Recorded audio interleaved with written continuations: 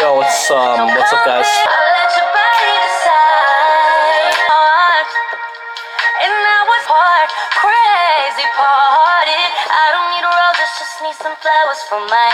Alright, boys,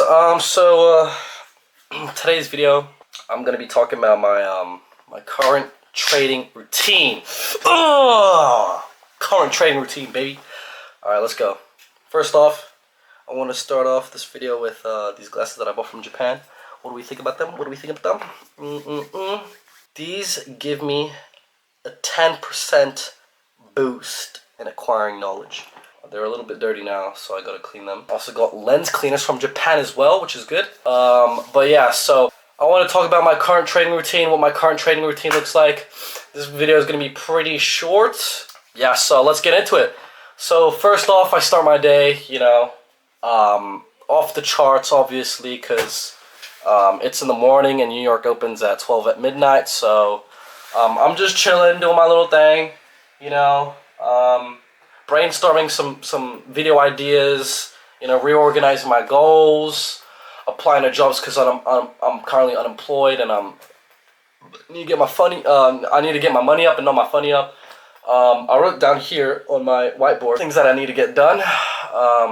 Yeah, some goals that I'm doing right now, some things that I'm working towards. So that's what I'm doing. So usually after I finish all that, it's usually about maybe 3, maybe 4 in the afternoon.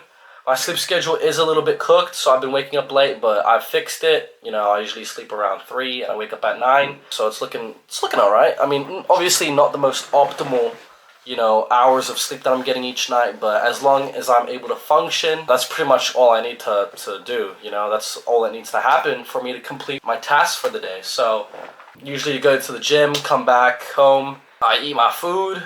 My diet's a little bit cooked right now because obviously I don't have income to get proper food, so I just eat whatever my mom makes me. I'm just trying to be honest. And then I come back home, study a bit. What am I studying? Sometimes I just be studying the charts. Sometimes I just look at the previous trades that I took. And then usually I would just watch some educational videos. Like I watch TJR, a few not so popular trading YouTubers, but they are very interesting. And it's, for me as a small trader, somebody who's just starting up, it kind of makes me, I feel like I can relate to them in a way. They're obviously still fairly new, right? But they've had that market experience. They've got that experience in the market where they've taken many trades and now they've passed the funded and now they're getting payouts. So I just really watch how they trade and the things that they talk about. I'm watching I don't know how to pronounce their name, but Ducci Trades, Alex Imber, Andy Trades, Rob Dono, Dill, some YouTubers under 1,000 subs, 5,000 subs. Yeah, 2 of them have under 5,000 subs. One of them has 27,000 subs, and the other one has 900.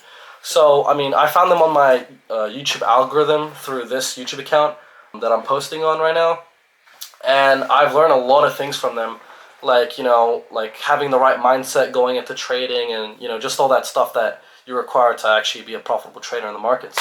And then yeah, so once the market opens at 12 o'clock in the morning for me, because I'm trading from Australia, I just look at price action.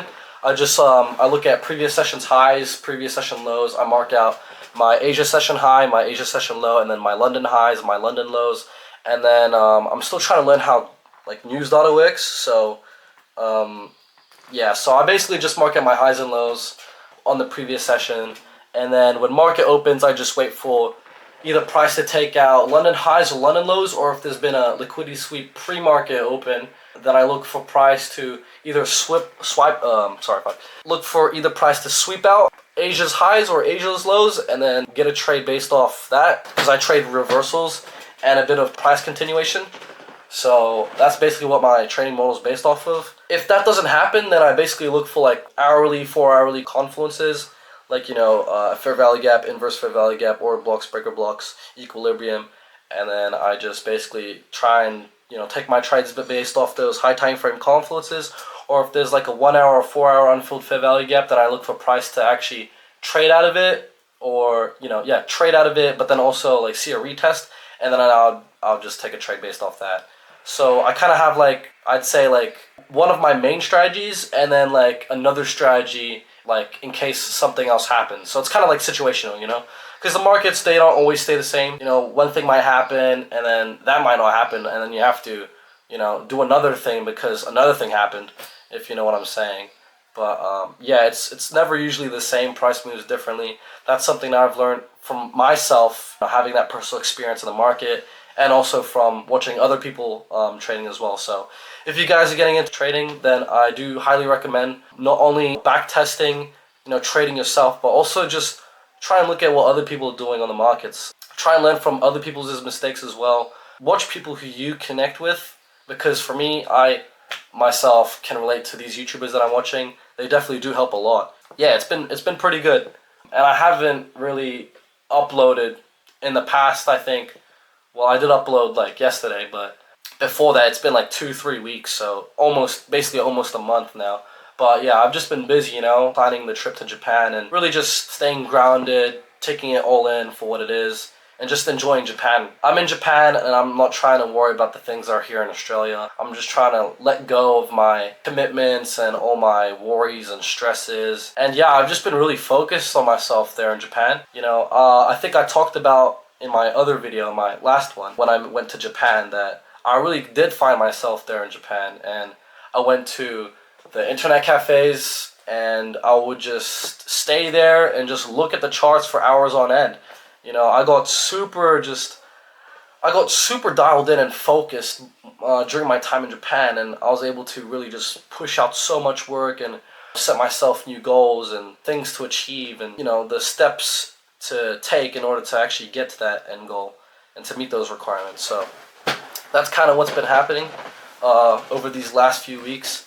And yeah, I've been really happy about the way I spend my time there in Japan, and about the way that I spend my time here in Australia. Now that I've been back for, I think it's been, yeah, a week now. Yeah, Monday. So it's been a week now. Holy. So yeah, a week back now in Australia, and I'm just not picking up where I left off, but just continuing my progress. So yeah, I'll be uploading content. I'll be consistently trading in the markets. Another thing that I want to do as well is install OBS and screen record me trading in the live markets and posting it on YouTube and just tracking my progress. Uploading my journey pretty much to you guys. And yeah, I just want to see where that takes me, really, because one of my other goals with trading is to become profitable, to make at least like reach my first 10K a month. So yeah, back to my all my days, holy yap. I've been yapping so much. Going back to my trading routine, like I said, mark out previous session highs and lows on the Asia session and the London session.